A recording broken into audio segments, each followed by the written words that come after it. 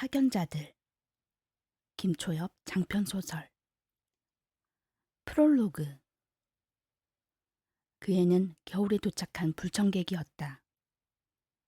반년 전 그 애가 여기 맡겨질 거라는 소식을 들을 때까지만 해도 선우는 조금 들떠 있었다. 델마 할머니가 걱정이긴 하다만 그 여자애도 네가 있던 곳에서 온다는구나 하고 말했을 때도 그랬다. 할머니는 그 애가 여기 적응할 수 있을지 염려하는 것 같았지만 선우는 드디어 같은 경험을 공유할 친구가 오는 거라고 생각했다. 지하의 공기에서 느껴지는 불편한 감각에 대해 이야기하거나 벽을 타고 전해지는 소리를 듣는 법을 나눌 수 있는, 아니면 함께 숨은 지름길을 가로질러 도시 곳곳의 비밀스러운 장소로 갈 수 있는 친구가 생기는 거라고. 선우는 잘해줄 자신이 있었다.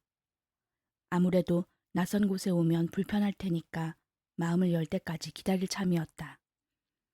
하지만 정작 이곳에 온 그 애는 선우와 아무것도 나눌 생각이 없어 보였다. 선우는 오늘도 방을 난장판으로 만들어 놓고는 지쳐 잠이 든 그 애를 바라보았다. 왜 델마 할머니도 자스완도 저 애의 투정을 받아주고만 있는 걸까? 이제는 선우도 그 애와 잘 지내보려는 생각을 접었다. 잘해주려는 마음도 상대가 받아줘야 가능한 거지. 상대는 고마워할 생각도 없는데 혼자 잘해줘봐야 뭘 한담. 처음 왔을 때도 그랬지만 2달 전부터 그 애는 유독 더 예민해졌다. 자수환의 말로는 그 애가 시술 부적응증에 시달리고 있다고 했다. 베누아 사람들은 대부분 받는다는 머리에 보조장치를 박아놓는 그 시술일 텐데 보통은 7살 때 마치는 것을 12살이 넘어서 했으니 적응하기 어려운 것도 당연했다.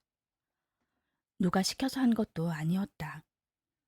그의 스스로 자수환은 한사코 뜯어말리는 것을 우겨서 했다. 성공 가능성도 낮은 위험한 시술을 굳이 왜 했을까? 쉽게 답이 나왔다. 역시 그 사람 때문이겠지. 처음 만났을 때 소중한 무언가를 잃어버린 듯 비참한 눈빛을 하고 있던 그 애가 기억났다.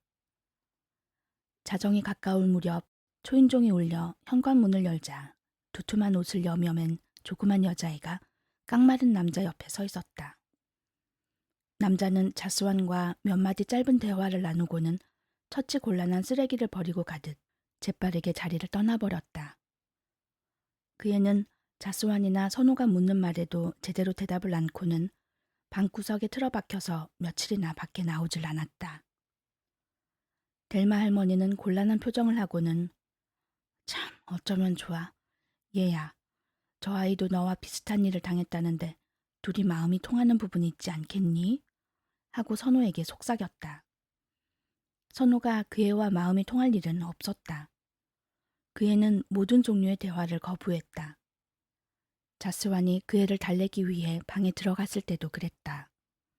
곧 이제프가 자신을 데리러 올 거라고 주장하며 입을 꾹 다물었다. 델마 할머니가 물고 온 소문에 따르면 이제프라는 사람은 얼마 전 지상으로 떠나버린 파견자였고 몇 년 뒤에야 지하 도시로 돌아올 수 있을 거라고 했다. 그러니까 그 애는 버려진 것이다. 선우는 그렇게 이해했다. 그 애의 하루 일과는 그저 침대에서 훌쩍이거나 창문 앞에서 누군가를 기다리는 것뿐인 듯했다.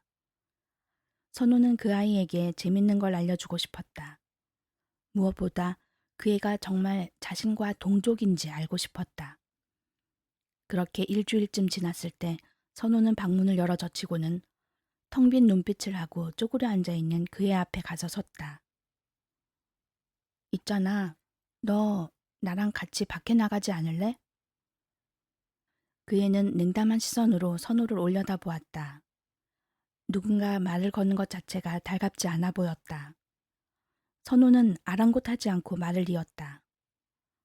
밖으로 가자. 네가 살던 베누아와는 다르지만 이 동네도 재밌어.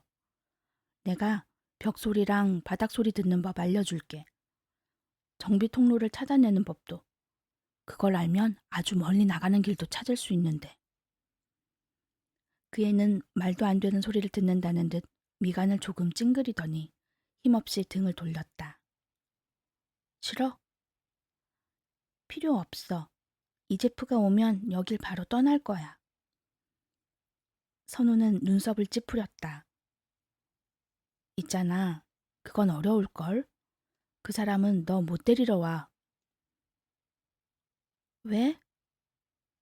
파견자는 아이를 못 키우거든. 당연히 입양도 못하고. 아니야. 거짓말 하지 마. 거의 즉각적인 반응에 선우는 조금 놀랐다. 약속했어. 날 데려갈 거라고 했어. 하지만 난 사실을 말했을 뿐인걸. 그럼 자스와는? 자스완 아저씨도 파견자라고. 그래서 날 맡아주는 거라고 이제프가 말했어. 자스완은 이제 파견자가 아니야. 그리고 그 얘기하면 안 돼. 자스완은 자기가 파견자였던 거 얘기하는 거 싫어하니까. 선호가 침착하게 대꾸하자 아이는 여전히 화가 난 채로 무언가 반박하고 싶어하는 얼굴로 선호를 노려보았다. 선호는 어깨를 으쓱하고 나와 문을 닫았다. 이후로도 내내 그런 식이었다.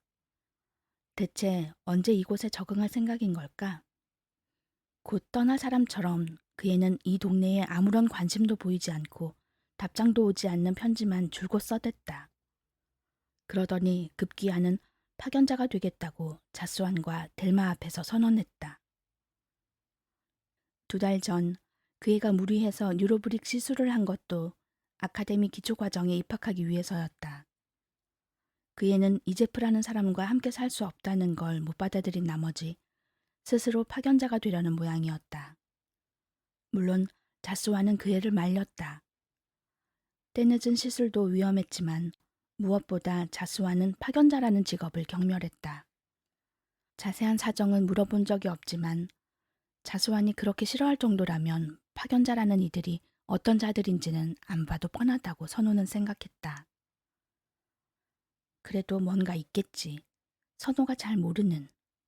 선호는 겪지 않아서 알 수 없는 무언가가 그 애에게 파견자가 되고 싶다는 마음을 품게 했겠지. 선호는 열린 문틈으로 새근새근 잠든 그 애를 물끄러미 바라보다가 갑자기 거실 건너편에서 들려온 목소리에 벽 뒤쪽으로 몸을 숨겼다. 자스완, 이것 좀 읽어보겠나? 델마가 품 안에서 무엇을 꺼내 자스완에게 내밀었다. 종이가 바스락거리는 소리가 났다. 이게 무엇이죠? 저 아이가 쓴 거야. 방 청소를 하다가 발견했는데 내용이 참 이상하단 말이지. 어린애가 무슨 고민이라도 있나 싶어 들여다보았는데. 선우는 호기심에 귀를 쫑긋 세우고 들었다. 쪽지 내용은 알 길이 없었지만 자스완이 당황한 듯 끙 앓는 소리를 내는 것이 들렸다. 이게 대체 무슨 이야기일까요? 도무지 감이 잡히질 않네요. 그러게 말이야. 옛 시대의 동화라도 읽은 건가 싶었어. 꼬마 아가씨가 참으로 조숙해. 어려운 말도 벌써 많이 알더라니. 대체 무슨 일을 겪고 온 건지 알 수가 없어. 옛 시대의 동화가 이렇게 섬뜩한 내용이었습니까? 한때는 그랬다지. 지금 남은 것은 그렇지 않지만 그래도 아이들은 오히려 무딘 어른들보다 세상의 이치에 예민하니 말이야. 선호는 숨을 죽이고 두 사람의 대화가 이어지기를 기다렸다. 하지만 자스와는 깊은 생각에 빠지기라도 했는지 침묵을 지켰다. 델마 할머니가 가게를 봐야겠다며 아래층으로 내려간 이후에도 자스와는 한동안 쪽지를 들여다보며 거실 가운데 우두커니 서 있었다. 그러더니 그는 그 애가 잠들어 있는 방으로 들어갔다. 서랍을 여는 소리가 들려왔고 다시 밖으로 나온 자스와는 빈손이었다. 선우는 자스완이 식당으로 내려갈 때까지 기다렸다가 방 안으로 얼른 들어갔다. 깊이 잠든 그 애를 깨우지 않게 조심하면서 선우는 서랍을 하나씩 열어보았다. 3번째 서랍에 쪽지가 있었다. 선우는 재빨리 쪽지를 꺼낸 다음 거실로 나와 불빛에 비춰보았다. 쪽지에는 분명 그 애가 쓴 듯한 삐뚤 필체로 무언가가 적혀 있었다. 나는 너의 일부가 될 거야. 어떤 기억은 뇌가 아니라 몸에 새겨질 거야. 너는 나를 기억하는 대신 감각할 거야. 사랑해. 그리고 이제 모든 걸 함께 잊어버리자. 내용은 아주 이상했다. 델마 할머니와 자스완이 이걸 보고 심각해진 것이 이해가 될 만큼. 선우는 쪽지를 뒤집어 보았다. 잉크가 번진 흔적이 있었다. 모든 걸 함께 잊어버리자니 이게 무슨 뜻일까? 대체 누구에게 말하는 것일까? 전혀 짐작할 수 없었다. 멍하니 쪽지를 들여다보고 있을 때 갑자기 계단을 오르는 발소리가 들려왔다. 발소리만 듣고도 선우는 자수환이라는 걸 알 수 있었다. 깜빡 놓고 간 게 있는지 다시 집으로 돌아온 모양이었다. 선우는 의미 없이 글씨를 문질러 보았다. 잉크는 바짝 말라 있었다. 자수환이 알아차리기 전에 선우는 방으로 들어가 쪽지를 서랍 안에 던져넣고 빠져나왔다.